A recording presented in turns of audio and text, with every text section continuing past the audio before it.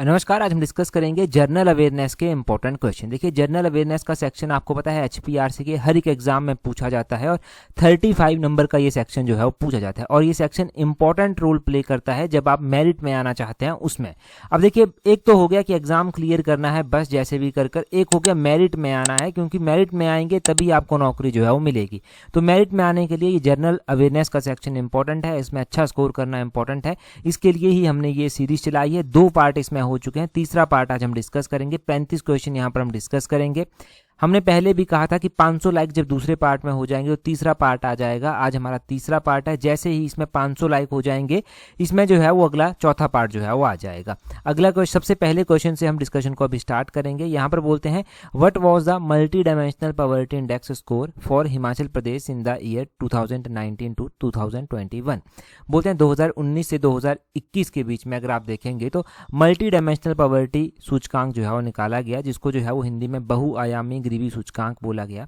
इसमें हिमाचल प्रदेश का स्कोर जो था वो क्या था, तो इसमें जो हिमाचल प्रदेश का स्कोर था वो था 0.020। मल्टी डायमेंशनल पॉवर्टी इंडेक्स के बारे में एचपीआरसी के द्वारा 2 एग्जाम्स में अलग अलग तरह से अलग अलग क्वेश्चन पूछे गए हैं। एक तो देखिए ये क्वेश्चन पूछा गया है कि जो 2019 से 2021 के बीच में मल्टी डायमेंशनल पॉवर्टी इंडेक्स की हेड काउंट रेशो थी वो कितनी थी, तो वो 4.9% थी। एक ये ध्यान रखना है। एक हम यहाँ पर हिमाचल का स्कोर पढ़ रहे हैं क्योंकि अभी तक स्कोर के ऊपर ऐसा क्वेश्चन नहीं बना है, तो 0.020 जो है वो हिमाचल का स्कोर है। अगर हम देखते हैं इससे पहले 2015-16 में ये मल्टी डायमेंशनल पॉवर्टी इंडेक्स जो है वो आया था और हिमाचल का स्कोर उस टाइम 0.030 जो था वो हुआ करता था। मतलब अभी हिमाचल का स्कोर 0.020 है, इससे पहले 0.030 जो था वो हुआ करता था।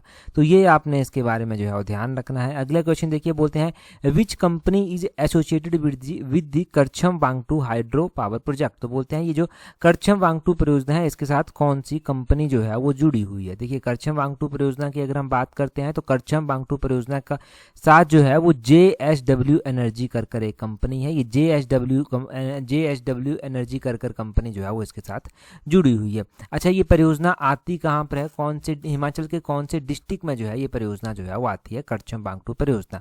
देखिए, ये जो करछम वांगटू परियोजना है ये किन्नौर डिस्ट्रिक्ट में जो है वो आती है और कौन से रिवर बेसिन के ऊपर जो है ये परियोजना बनी हुई है, तो सतलुज रिवर बेसिन। आपने ध्यान रखना है कि सतलुज रिवर बेसिन के ऊपर जो है ये परियोजना बनी हुई है। और क्या इस परियोजना के बारे में आपने ध्यान रखना है, कहाँ पर ये स्थित है, कौन से रिवर बेसिन पर ये बनी हुई है और कितने मेगावाट की जो है ये परियोजना है। तो ये परियोजना जो है वो लगभग 1000 मेगावाट की जो है वो परियोजना है।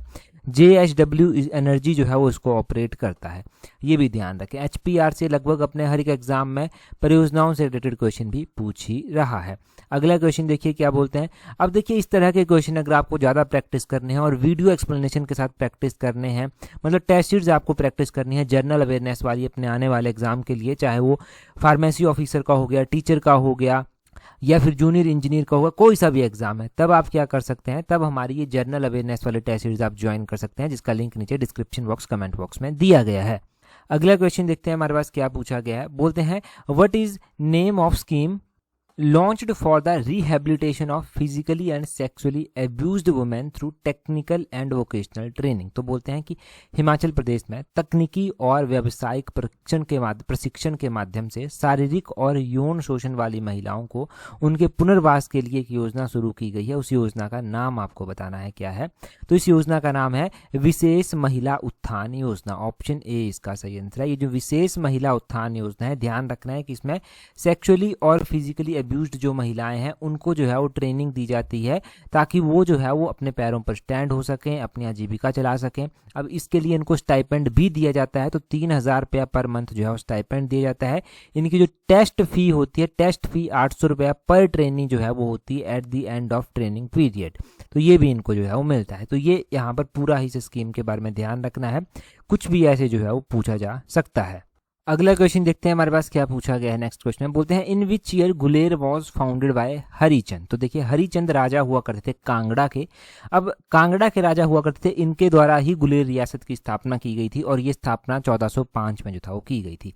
अब आपको ये पता होना चाहिए कि हरिचंद पहले गुलेर के जो राजा जिन्होंने गुलेर की स्थापना की वो पहले कांगड़ा के राजा हुआ करते थे। एक बार ये शिकार खेलने गए थे, एक कुएं में जाकर गिर जाते हैं, काफ़ी टाइम तक इनको ढूंढा गया परंतु नहीं मिलते हैं। फिर उसके बाद कुछ टाइम के बाद ये जो है वो किसी की सहायता से, किसी व्यापारी की सहायता से उस कुएं के बाहर निकलते हैं। जब बाहर आकर देखते हैं तो ये देखते हैं कि इनकी जगह इनके भाई को राजा बना दिया गया है। तो ये इंटरफेयर नहीं करते और अपनी एक अलग से रियासत बना लेते हैं जिसको ये गुलेर नाम देते हैं, और ये 1405 में रियासत जो था वो बनाई गई थी। बस इतना सा आपने इस रियासत के बारे में ध्यान रखना है।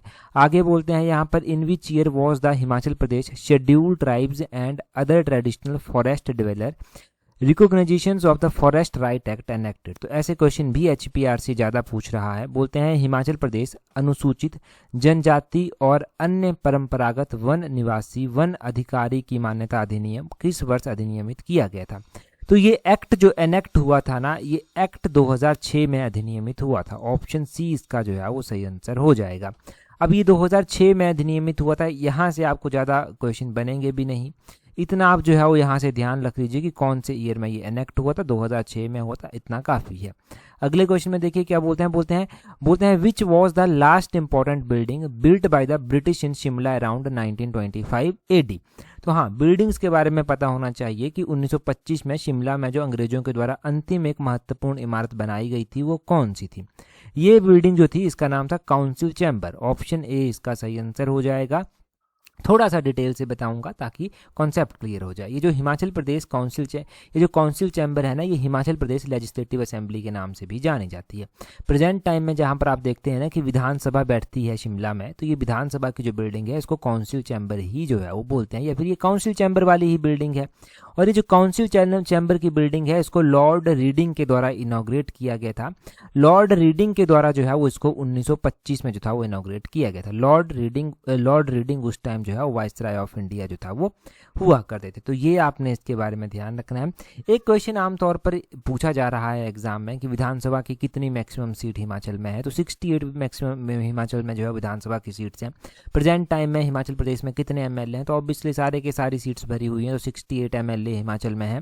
इनमें से कितने इंडिपेंडेंट MLA हैं, इंडिपेंडेंट MLA एक भी इनमें से जो है वो नहीं है।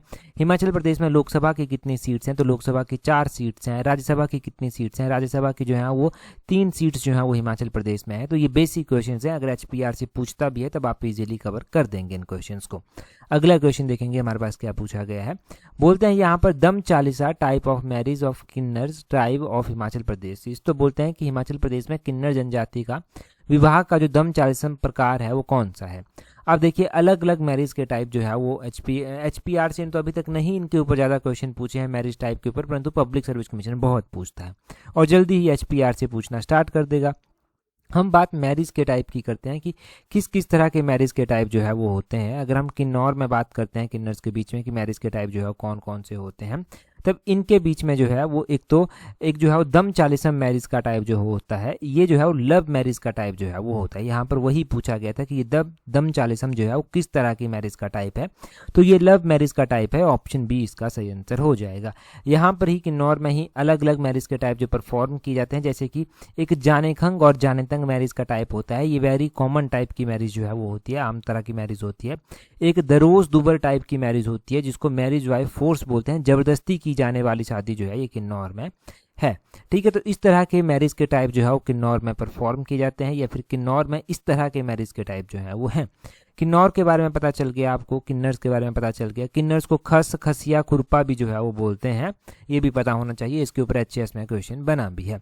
ठीक है, जब आप तैयारी कर रहे हैं ना तब ये नहीं पता कि एग्जाम में क्या पूछ लेंगे, हमें जो है वो हार्डेस्ट लेवल के लिए तैयार करना है खुद को। अगर हार्डेस्ट लेवल के लिए तैयार करेंगे तो पेपर कैसा भी होगा उसमें अच्छा स्कोर इजीली कर पाएंगे। अल्टीमेटली अगर आप देखेंगे ना मेरिट अभी पेपरों की, तो 80-90% जो है वो स्कोर बच्चे कर रहे हैं। तो उतना स्कोर करना पड़ेगा, जितना पेपर आसान उतनी ही कट ऑफ ज़्यादा, और आपको उतना ही अच्छा स्कोर जो है वो करना पड़ेगा।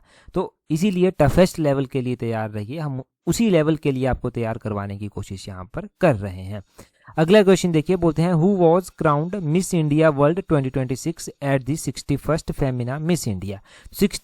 फर्स्ट नंबर की फेमिना मिस इंडिया में मिस इंडिया वर्ल्ड 2026 का ताज किसने जीता है? तो अभी जो मिस इंडिया बनी है 2026 में वो जो है वो साध्वी सतीश जो है वो बनी है। साध्वी सतीश इनका ऑप्शन ए नाम ध्यान रखना है। अगर मिस इंडिया के बारे में अभी तक क्वेश्चन बनता है तो ये भी बन सकता है कि कौन सी नंबर का ये फेमिना हुआ, अभी तो 61 नंबर का ये ताज था, ये ध्यान रखना। और ये ध्यान रखना कि साध्वी सतीश बनी है, इतना यहाँ से काफ़ी रहेगा। अगला क्वेश्चन देखिए, बोलते हैं what is the rank of India in the human development index 2025। तो यहाँ पर ह्यूमन डेवलपमेंट इंडेक्स की बात की जा रही है कि ह्यूमन डेवलपमेंट इंडेक्स 2025 में हिमाचल का क्या रैंक है। हमने ऐसा ही क्वेश्चन देखा कि 2025 का सस्टेनेबल डेवलपमेंट गोल में हिमाचल का रैंक पूछा गया था अभी एग्जाम में।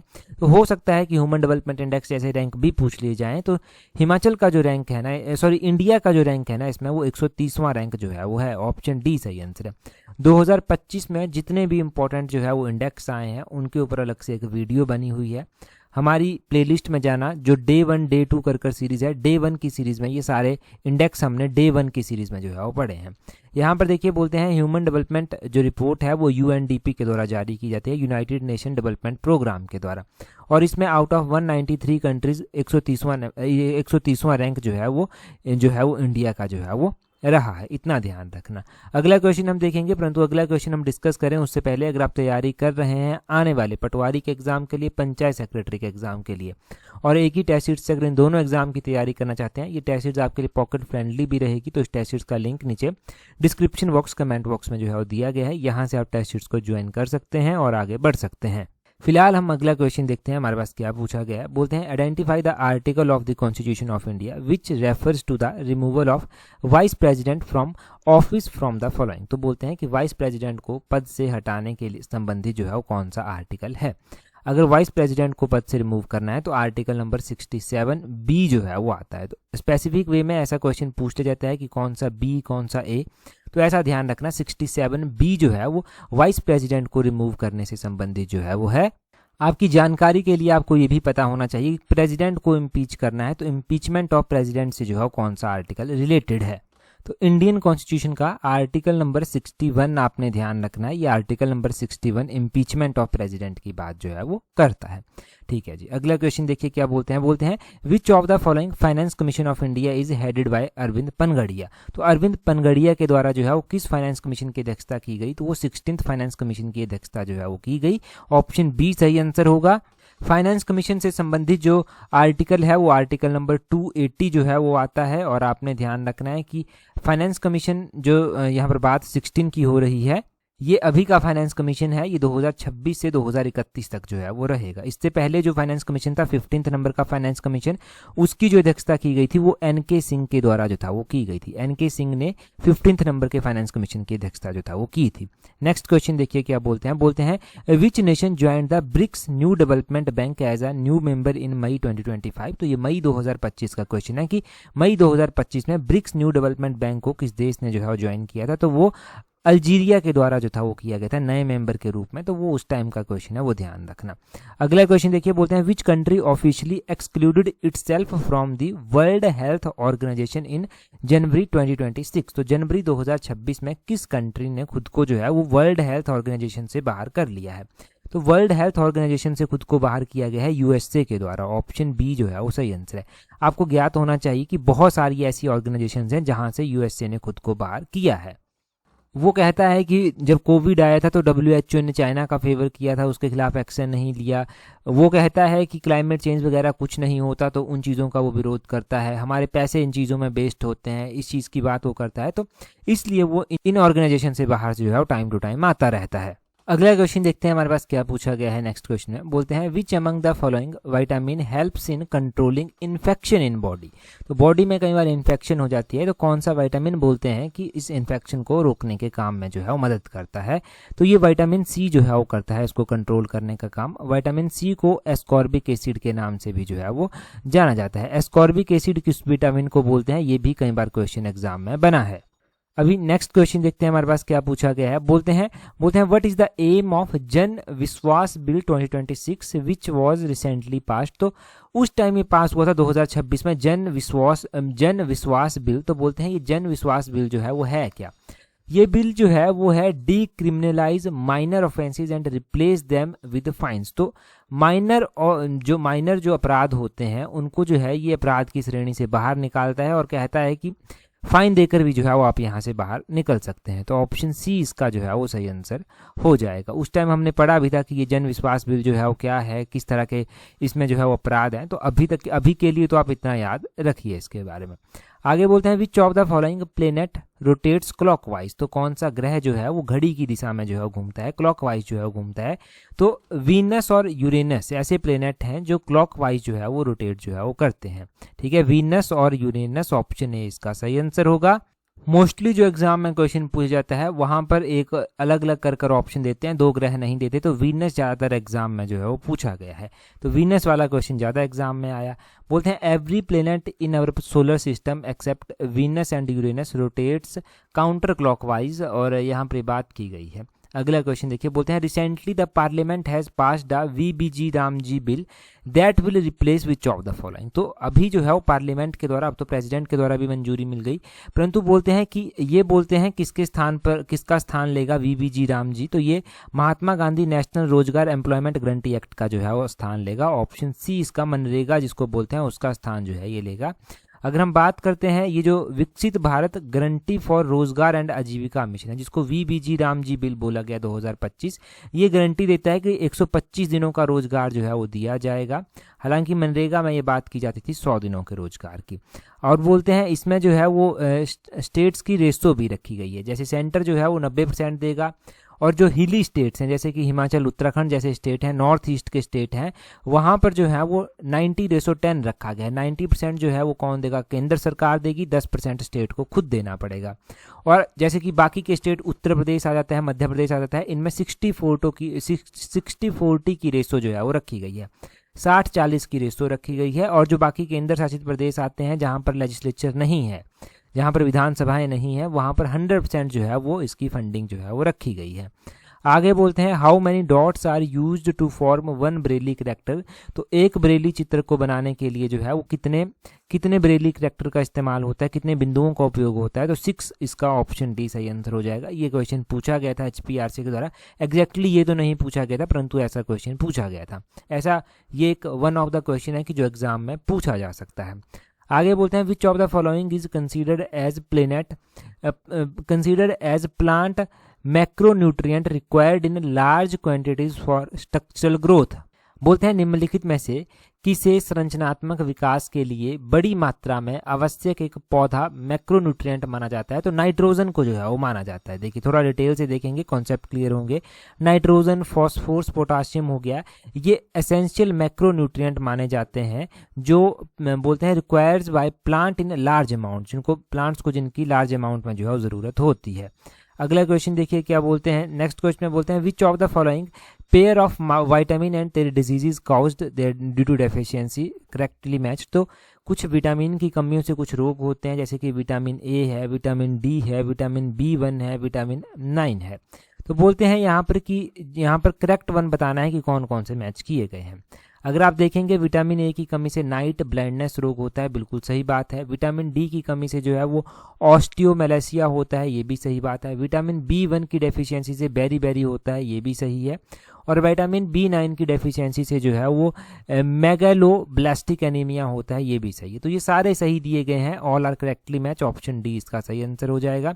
यहाँ पर लिखा भी गया है विटामिन ए से नाइट ब्लाइंडनेस, विटामिन B1 से बेरी, B2 से जो है वो एरिबोफ्लेविनोसिस होता है, विटामिन B3 से जो है पेलगीरिया, विटामिन B5 से जो है पैराथीसिया होता है, विटामिन B6 से एनीमिया, विटामिन B7 से जो है डर्मेटिसिस एंटेरिटिस होती हैं, विटामिन B9 और B12 से जो है वो एनीमिया होता है, मियाग्लोब्लास्टिक एनीमिया, विटामिन B से स्कर्बी होता है जिसको एस्कॉर्बिक एसिड विटामिन C को बोलते हैं, यहाँ पर गम में स्वेलिंग आ जाती है, और विटामिन डी से रिकेट्स होता है, विटामिन ई से जो है वो फर्टिलिटी, विटामिन ई की कमी से जो है फर्टिलिटी रिड्यूस होती है। मतलब ये समझना कि जितने भी यहाँ पर दिए गए हैं इन विटामिन की कमी हो जाती है तो ये रोग होते हैं। जैसे विटामिन के की कमी होगी तो ब्लड क्लॉटिंग जो है वो हो जाएगी, इम्पेयर्ड ब्लड क्लॉटिंग जो है वो होगी। तो अगला क्वेश्चन देखिए, ऐसा जो अगला क्वेश्चन हम पढ़ रहे हैं ऐसा क्वेश्चन HPRC ने अपने एक एग्जाम में पूछा भी था। यहाँ पर पूछा गया है कि molecular mass of calcium carbonate आपको बताना है। कैल्शियम कार्बोनेट को CaCO3 कर जो है वो लिखते हैं।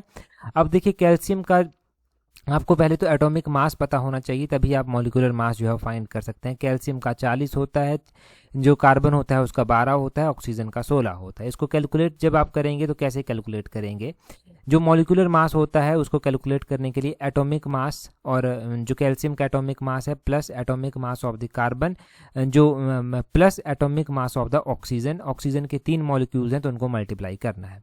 तो यहाँ पर तो दिया भी गया है कि एटॉमिक मास कैल्शियम का 40 होता है और कार्बन का 12 होता है और जो ऑक्सीजन है उसका जो है वो 16 होता है, परंतु 16 को 3 से मल्टीप्लाई करेंगे तो 48 आएगा और इसी तरह 100 U जो है ये आपका मॉलिक्यूलर मास जो है वो आ जाएगा। तो इस तरह से मॉलिक्यूलर मास आपको पता होना चाहिए।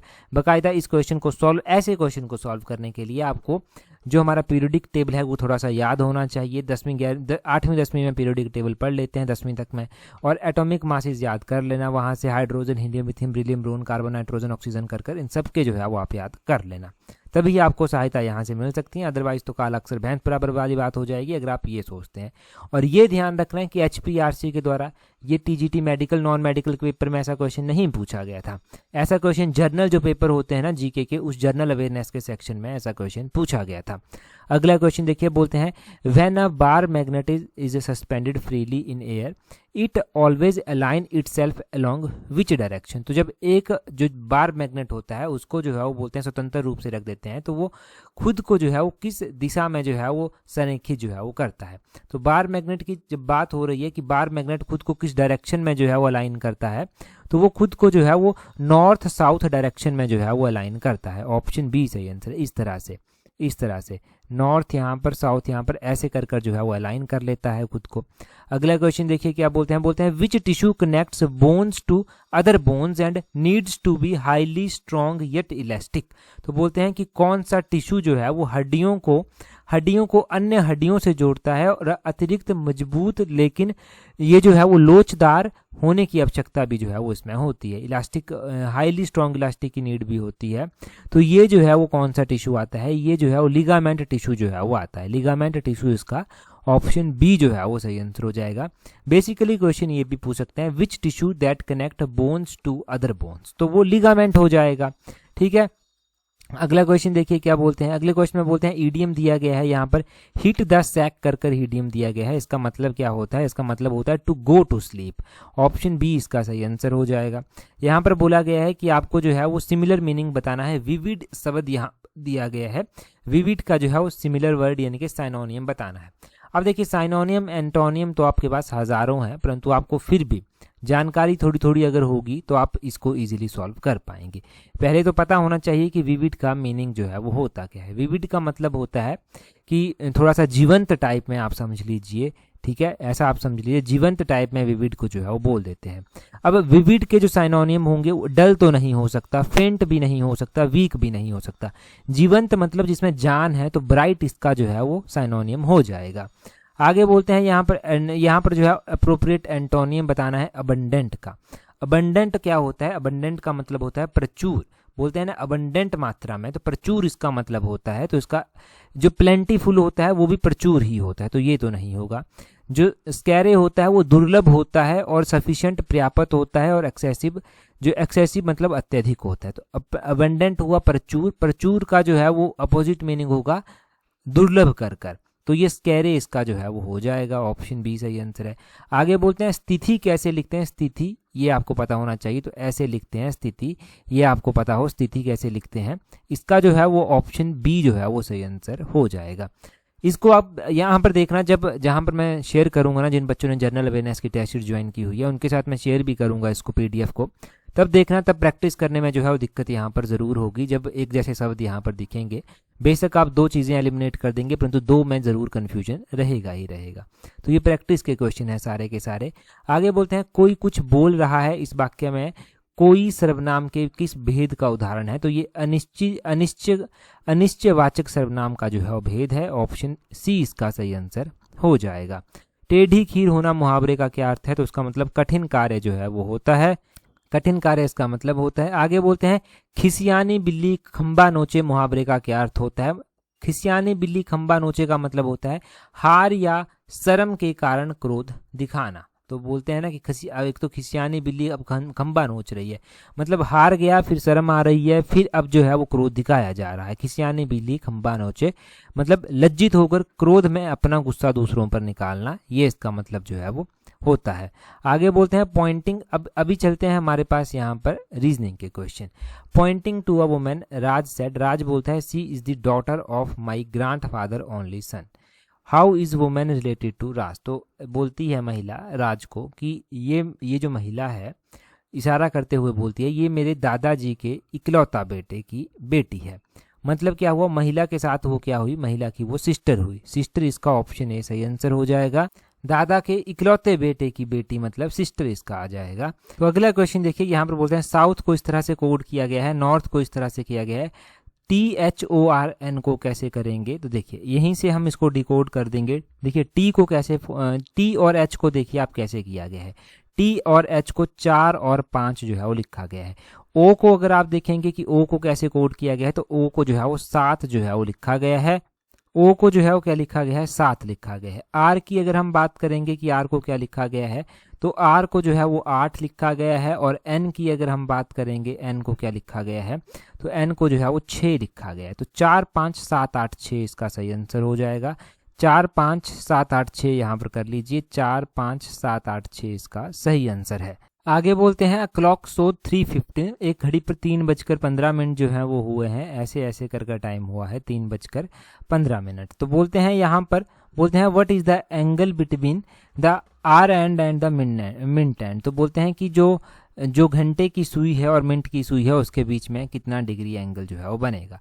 उसके बीच में 7.5 डिग्री का एंगल बनेगा। कैसे बनेगा, देखिए आर एंड क्लॉक जो है 3:15 मतलब यहाँ पर जो है वो जो घंटे की सुई है वो 97.5 डिग्री पर है और मिनट की सुई जो है 90 डिग्री पर है। इन दोनों को माइनस करेंगे तो 7.5 जो है वो आ जाएगा। आगे बोलते हैं AZDYCXDW, ये बोलते हैं यहाँ पर मिसिंग नंबर आपको बताना है। अब मिसिंग नंबर मतलब यहाँ पर जो आगे नंबर आएगा वो आपका बताना है। तो देखिए ABCD, तो यहाँ पर E हो जाएगा पहले, तो एक तो E यहाँ पर आ जाएगा। यहाँ पर जो है वो XYZ लिखा गया है, उससे पीछे देखेंगे तो W से पीछे देखेंगे तो V आ जाता है। VWXYZ, ये आसान था, EV इसका सही आंसर हो जाएगा। यहाँ पर वही दिया गया है कि रवि चलता है 10 किलोमीटर नॉर्थ की ओर और उसके बाद वो राइट जो है वो मुड़ जाता है। यहाँ पर पहले तो वो चला 10 किलोमीटर, फिर राइट मुड़ गया 15 किलोमीटर जो है वो चला। और बोलते हैं देन ही टर्न्स राइट, तो उसके बाद वो राइट मुड़ गया और 10 मीटर फिर से वो चला। In which direction from starting point, तो स्टार्टिंग पॉइंट इसका ये था, ये इस डायरेक्शन में है, ईस्ट डायरेक्शन में जो है ये है। और कितना किलोमीटर पूछते तो 15 किलोमीटर दूरी पर जो है ये है। तो इस तरह से ये इसका सही आंसर जो है वो हो जाएगा। यहाँ पर वही लिखा गया है।